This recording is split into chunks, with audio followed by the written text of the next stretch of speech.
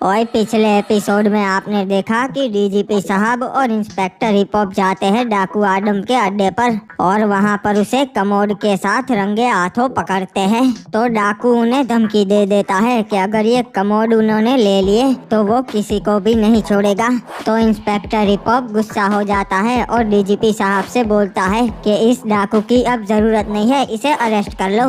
पर डीजीपी साहब नहीं मानते और बोलते हैं कि घोस्ट क्रिमिनल को सिर्फ डाकू ही पकड़ सकता है। तो इंस्पेक्टर हिप हॉप रिजाइन करने की बात करता है। तभी डीजीपी साहब उसे सारी सच्चाई बताते हैं कि जब डाकू घोस्ट क्रिमिनल को पकड़ लेगा तब वो आदम डाकू और घोस्ट क्रिमिनल दोनों का एनकाउंटर कर देंगे। दूसरी तरफ घोस्ट क्रिमिनल टकले आदम को आदमपुर भेजता है और बोलता है कि तू सिर्फ डाकू को यहाँ ले आ, मैं उसे कुछ नहीं करूँगा, हम तीनों मिलके बिजनेस करेंगे। पर असल में वो दोनों को साथ में मारना चाहता है। अब आगे हुए गाइस, फिर आप भूल जाते हो तो अभी वीडियो को लाइक कर दो और चैनल को सब्सक्राइब कर लो। अरे सरकार, अब ये कौन आ गया? क्या रे, बहुत बड़े आदमी बन गए हाँ तुम लोग, मेरे को तो भूल ही गए। ये क्या, ये तो बड़े भैया है। बड़े भैया, क्या बात है, बहुत दिनों के बाद आए।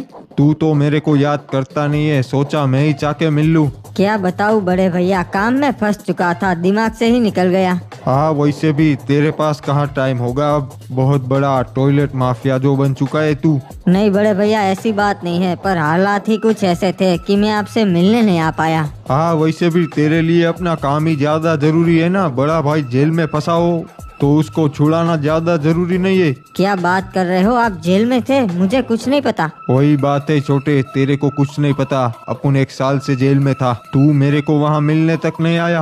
वैसे बड़े भैया, अगर आपको पता ना हो तो बता दूं कि हमारे सरकार भी अब तक जेल में ही फंसे थे, अभी अभी बाहर आए हैं। कोई ना, भूल जा बीती बातों को, अभी तो हम दोनों बाहर है ना। हाँ बड़े भैया, बैठिए बैठिए। बैठना नहीं है, बहुत टाइम के बाद आया हूँ। तेरी फैक्ट्री दिखा मेरे को। भैया ये रही फैक्ट्री, ये दूसरे व्यापारी की थी, अभी अभी छीने है उससे, तो अभी कुछ खास नहीं है। बहुत बड़ा कारोबार कर लिया तूने। वैसे पुलिस का डर नहीं है क्या तेरे को? नहीं भैया, अब पुलिस मेरे काम में दखल अंदाजी नहीं करती, क्योंकि मैं उनके लिए ही काम करता हूँ। अरे छोटे, ये पुलिस वाले किसी के नहीं होते, तेरा इस्तेमाल कर रहे, उनसे थोड़ा बच कर रहे। हाँ भैया, वैसे एक बात पूछूं, आप जेल में कैसे गए? लंबी स्टोरी है छोटे, चल मैं तेरे को बैठ के बताता है। ये लीजिए बड़े भैया, यहाँ पर बैठिए। अब बताइए भैया, क्या है आपकी कहानी? ऐसी बात है छोटे, अपन का धंधा बहुत अच्छा चल रहा था। अपनी गैंग दुबई की सबसे बड़ी गैंग बन गई थी। पर एक दिन बॉस ने अपन को बुलाया एक काम से। बताइए बॉस, आपके लिए अब क्या काम करना है? टकले, एक बहुत ही बड़ा ऑर्डर आया है, वो पूरा करना है। अरे उसमें क्या बड़ी बात है बॉस, आप बस बताइए कमोड कहाँ पर पहुँचाने है। एड्रेस तो मैं तुम्हें दे दूंगा टकले, पर ये काम बहुत ही मुश्किल होने वाला है। हमारे कस्टमर को कल दोपहर तक माल मिल जाना चाहिए। अरे बॉस, दोपहर को तो बहुत मुश्किल रहेगा, अपन रात को पहुंचा देंगे। यही तो बात है टकले, हमारे कमोड ही कल सुबह आएंगे और इनको दोपहर तक पहुंचाने पड़ेंगे। ठीक है, सेट हो जाएगा, अपन फिर भी दोपहर तक माल पहुंचा देंगे। एक और बात है टकले, पुलिस वालों की कई दिनों से हम पे नजर है, मुझे लगता है उनका भी खतरा है। चिंता मत करो सेठ, अपन को आता है पुलिस वालों को कैसे चकमा देना। और टकले, इसमें विनोद भी तुम्हारे साथ चलेगा, तुम अकेले नहीं जाओगे। ठीक है भैया जी, मैं और टकला हम दोनों जाएंगे डिलीवरी देने। हाँ सेठ, कल सुबह अपन जाएगा।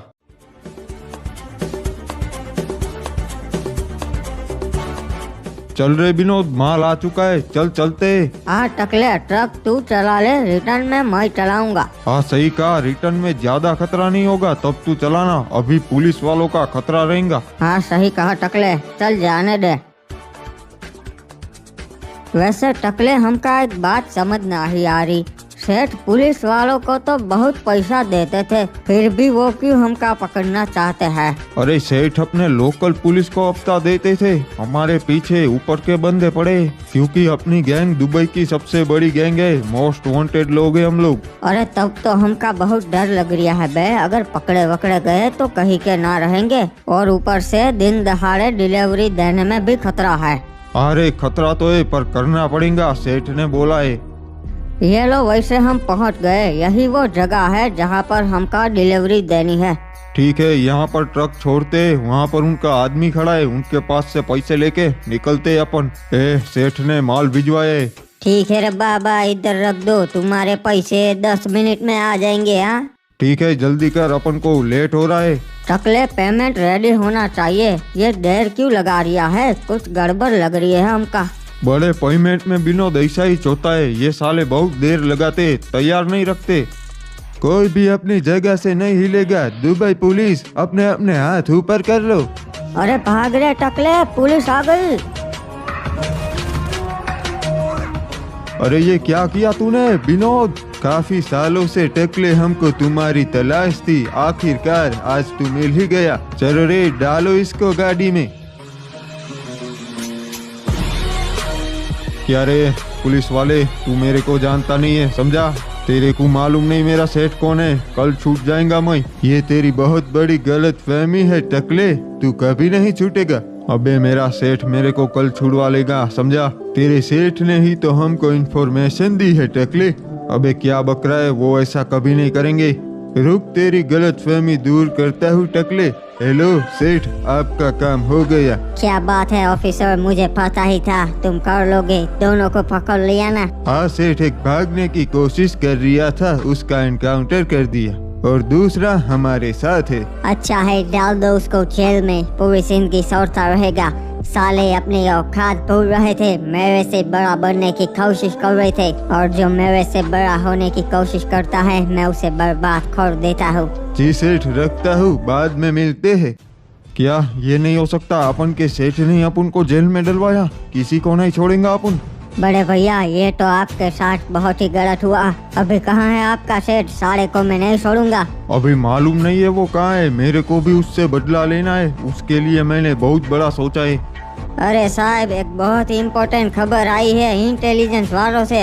रह के हो गया ऐसी तो के खबर से? साहब, खबर आई है, आदम डाकू को मारने के लिए घोस्ट क्रिमिनल ने एक बंदा भेजा है।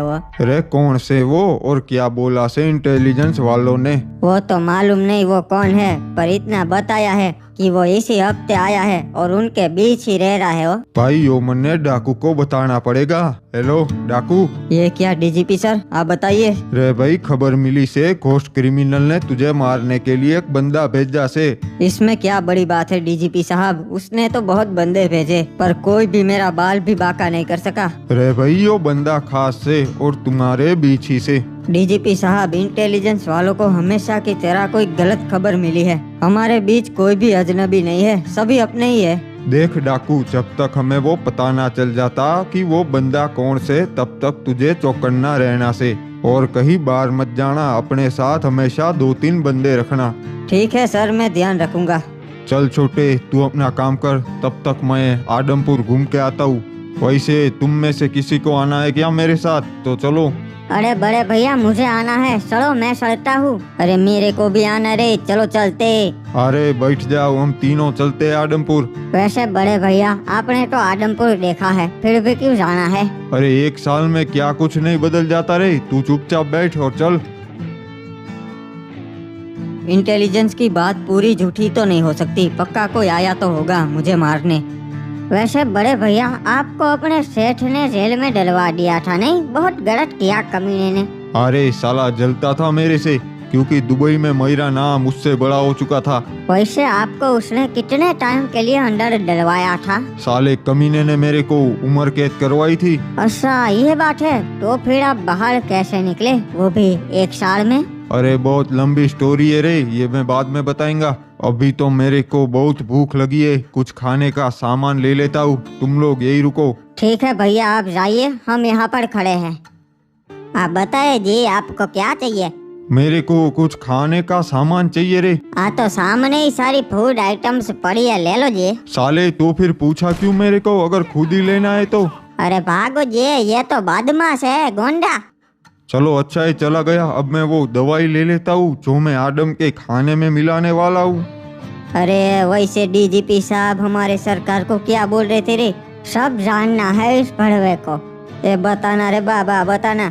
देख डीजीपी साहब जो बोल रहे थे मुझे सब सुनाई दे रहा था फोन में से। वो बोले कि कोई बंदा आया है घोस्ट क्रिमिनल का हमारे सरकार को मारने के लिए। अरे ये तो रोज का हो गया रे, बंदे तो आते रहते सरकार को मारने। नहीं रे, ये बंदा कोई ऐसा वैसा नहीं है, हमारे बीच में ही है।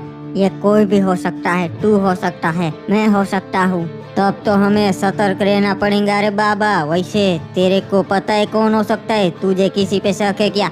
देख डीजीपी साहब ने बोला वो बंदा बाहर से आया है, तो वो हम में से तो कोई नहीं हो सकता, क्योंकि हम तो पहले से सरकार के साथ थे। एक बंदा है बड़े भैया, वो अकेले है जो बाहर से आए हैं। शायद उनकी फ्लाइट में वो बंदा होगा, तो वो पहचानते होंगे। अच्छा हुआ इनको मेरे पे शक नहीं गया, वरना मारना पड़ता दोनों को। ये लो बड़े भैया आ गए। क्या रे, दोनों क्या बातें कर रहे थे? अरे बड़ी मैटर है, सब लोग साथ में खाना खाते वक्त डिस्कस करेंगे। बताइए डीजीपी साहब, मुझे कैसे याद किया? और आप बहुत परेशान लग रहे हो। रे भाई इंस्पेक्टर, एक बहुत बड़ी दिक्कत से घोस्ट क्रिमिनल ने डाकू को मारने के लिए अपना कोई खास बंदा भेजा से। छोड़ो ना डीजीपी साहब, ये तो होना ही है, आज नहीं तो कल उसे मरना ही है। या तो वो मारेगा या तो हम मारेंगे। रे मुन्ने, डाकू को खोने का अफसोस ना से, पर उसके बाद हम घोस्ट क्रिमिनल को ना पकड़ पाएंगे, वही चिंता सताई जा रही से। पर डीजीपी साहब, मुझे नहीं लगता कि डाकू को वो बंदा मार पाएगा, क्योंकि डाकू उससे कोई ज्यादा शातिर है। थारी बात सही से इप्पू, डाकू केड़ी चीज से ऐसे ना मरेगो। ये लो बड़े भैया, हम पहुंच गए। क्या बात है, बड़े भैया ने तो आदमपुर बहुत जल्दी घूम लिया। छोटे, तेरे लिए अपन खाना लाया है, वो भी बर्गर। क्या बड़े भैया, इसकी क्या जरूरत थी? मैं तो सब्जी रोटी वाला बंदा हूँ। अरे गर्मा गर्म है सरकार, एक बार खाइए, बहुत मजा आता है। मैंने भी खाया, मैं अंदर रख देता हूँ।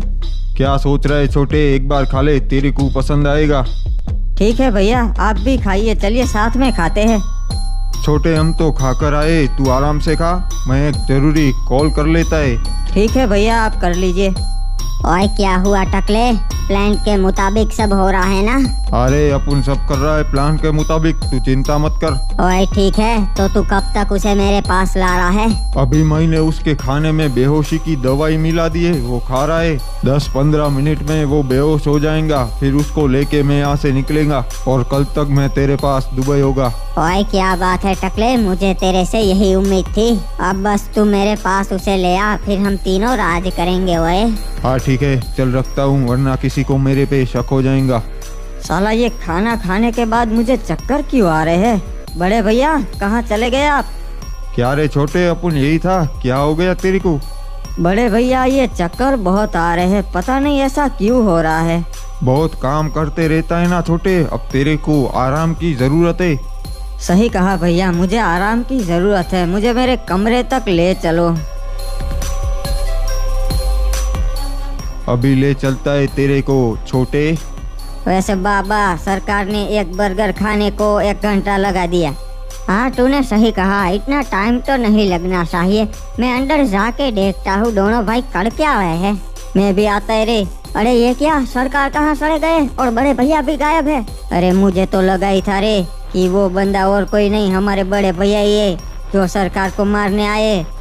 अरे वो ज्यादा दूर नहीं गए होंगे, हमें हमारे सरकार को बचाना पड़ेगा। सड़ो। माफ कर देना छोटे, मेरे पास और कोई चारा नहीं है, तेरे को बचाने के लिए ये करना पड़ा मेरे को।